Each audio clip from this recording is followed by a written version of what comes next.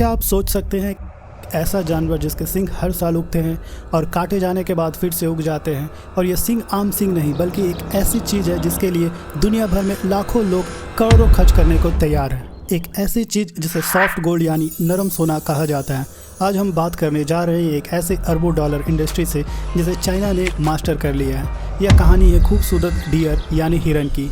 उसके शरीर पर करोड़ों की स्किन की कैसे चाइना ने अपने पूर्वजों की खोज को एक अंतर्राष्ट्रीय कारोबार में बदल दिया, कैसे वह हर साल इस बिजनेस से हज़ारों करोड़ का मुनाफा कमा रहे हैं। चलिए शुरू करते हैं इस डियर इकोनॉमी का पूरा सच जानने के लिए। यह डियर वेलवेट आखिर है क्या? सबसे पहले समझना जरूरी है कि डियर वेलवेट आखिर है क्या। जब हम हिरन के सींग के बारे में सोचते हैं तो हमारे दिमाग में कठोर हड्डी जैसे चीज़ आती है, लेकिन डियर वेलवेट वो नहीं है। यह हिरन के सींग की पहली प्रक्रिया होती है। नए जब सींग उगते हैं तब वो मुलायम जैसी टिश्यू से ढके होते हैं जिसमें खून की नसें और नाड़ियाँ का जाल होता है। इसके ऊपर मखमल जैसी स्किन होती है, इसलिए इसका नाम डियर वेलवेट एंटलर है। यह वेलवेट एंटलर बहुत तेजी से पैदा करता है, कुछ समय में तो रोज 1 इंच तक। इस प्रक्रिया में इसमें जीवित रहने वाले तत्व जैसे तेजी से बढ़ने वाले हार्मोन्स, प्रोटीन्स और मिनरल्स का खजाना होता है, और चाइना की ट्रेडिशनल चाइनीज मेडिसिन के हिसाब से यही खजाना इसे अनमोल बनाता है। इसे काटने पर हिरन को दर्द ना हो इसका खास ख्याल रखा जाता है, और यह प्रोसेस तजुर्बेकार कारीगरी की निगरानी में होता है। और सबसे कमाल की बात, ये सींग हर साल फिर से कुदरती उग जाते हैं। चाइना में डियर वेलवेट का इस्तेमाल 2000 साल से ज़्यादा पुराना है। ट्रेडिशनल चाइनीज़ मेडिसिन में इसे चीनी लाइफ फोर्स को बढ़ावा देने के लिए एक पावरफुल औषधि माना जाता है। माना जाता है कि यह शरीर में खून की प्रक्रिया को बेहतर करता है, जोड़े के दर्द में आराम देता है और इम्यूनिटी बूस्ट करता है, और शरीर के तंदुरुस्त और शक्तियों को बढ़ाकर बेहतर करता है। इसे एक नेचुरल टॉनिक की तरह देखा जाता है जो बुढ़ापे को धीमा करता है और जवानी को बनाए रखता है। यह तो हुई पुरानी बात है, लेकिन चाइना ने सिर्फ विश्वास पर बिजनेस नहीं बनाया, उन्होंने इस पर आधुनिक रिसर्च भी किया।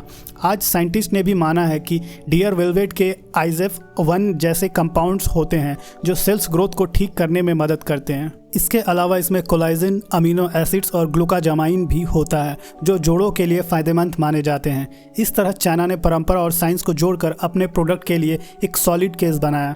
China deer farming. तो सवाल यह उठता है कि चाइना इतनी बड़ी डिमांड पूरी कैसे करता है? क्या वो जंगलों से हिरन का शिकार करते हैं? बिल्कुल नहीं, यही उनका मास्टर स्ट्रोक है। 9050 जॉ के बाद चाइना ने समझ लिया था कि अगर इस इंडस्ट्री को सस्टेनेबल बनाना है तो शिकार से काम नहीं चलेगा। उन्होंने शुरू की इंडस्ट्रियल डियर फार्मिंग। चाइना की सरकार ने इसमें पूरा सपोर्ट किया। फार्म्स को ट्रेनिंग दी गई और रिसर्च सेंटर खोले गए, और हिरन की एक ऐसी जाति तैयार की गई जो ज़्यादा और बेहतर क्वालिटी की स्कीम पैदा करती है। जैसे बड़े बड़े सिस्टमेटिक डियर फार्म्स आज लाखों हिरन पाल रहे हैं। इन फार्म्स में उनके खाने पीने, हेल्थ और बच्चे पैदा करने का पूरा ख्याल रखा जाता है। यह एक पूरी तरह से ऑर्गेनाइज्ड इंडस्ट्री है, बिल्कुल पोल्ट्री फार्मिंग या डेयरी फार्मिंग की तरह। इसी सिस्टमेटिक अप्रोच की वजह से चाइना आज दुनिया का सबसे बड़ा डियर वेलवेट प्रोड्यूसर बन गया है। भारत में भी हिरन का जिक्र हमारे इतिहास और पुराणों में भरा पड़ा है। रामायण में सोने के हिरन, गोल्डन डियर का किस्सा हो या हमारे मंदिरों की दीवार पर बनी कलाकृतियाँ, हिरन हमेशा से हमारी संस्कृति का एक अहम हिस्सा रहा है। लेकिन जब बात आती है इसके कमर्शियल यूज की तो भारत का नज़रिया चाइना से बिल्कुल अलग है। हमारे यहाँ आयुर्वेदा में कुछ पुराने ग्रंथों में मृगमद यानी कि मस्क डियर से मिलने वाले कस्तूरी का जिक्र मिलता है, लेकिन मॉडर्न आयुर्वेद और इंडस्ट्रियल फिलोसॉफी जीव हिंसा के खिलाफ है। सबसे जरूरी बात है, भारत में वाइल्ड प्रोटेक्शन एक्ट 1972 के तहत हिरन एक प्रोटेक्टेड स्पीसीज़ है। इसका शिकार करना या इसके किसी भी बॉडी पार्ट का व्यापार करना एक गंभीर कानूनी अपराध है। इसलिए चाइना जहां डियर फार्मिंग को एक इंडस्ट्री के रूप में बढ़ावा दे रहा है, वहीं भारत में इसकी कल्पना भी नहीं की जा सकती। हमारा फोकस कंजर्वेशन यानी संरक्षण पर है। ये दो देश अलग अलग कल्चर, वैल्यूज़ और लीगल फ्रेमवर्क्स का एक बेहतरीन एग्जाम्पल है। हम प्रकृति के जीवों को संरक्षित करने में विश्वास करते हैं, उनका कमर्शलाइजेशन करने में नहीं। वेलवेट के साथ वेनिसन का बोनस बिजनेस। चलिए वापस चलते हैं। चाइना डियर वेलवेट के इंडस्ट्री का हीरो है, लेकिन इसका एक साइड प्रोडक्ट भी है जो खुद में एक बड़ा बिजनेस है, और वो है वेनिसन यानी हिरन की मांस। जिन हिरनों की वेलवेट प्रोडक्शन कैपेसिटी कम हो जाती है या जो ब्रीडिंग के लिए अनुयुक्त होते हैं उनके मांस का इस्तेमाल किया जाता है। चाइना और दूसरे वेस्टर्न देशों में वेनिसन को एक प्रीमियम हेल्दी मीट कहा जाता है। इसमें फैट कम होता है, प्रोटीन ज़्यादा होता है और यह आयरन और विटामिन्स का अच्छा सोर्स है। इसे लीन मीट कहा जाता है। चाइना के हाई एंड रेस्टोरेंट्स में वेनेजिन से बनी डिशेस काफ़ी महंगी बिकती है। इस तरह डियर फार्मिंग से चाइना को डबल फ़ायदा होता है। वेलवेट से तो करोड़ों रुपये आते ही हैं, साथ ही वेनिसन का मार्केट भी उन्हें कच्ची सेकेंडरी इनकम देता है। यह जीरो वेस्टेज बिजनेस मॉडल का एक परफेक्ट एग्जाम्पल है।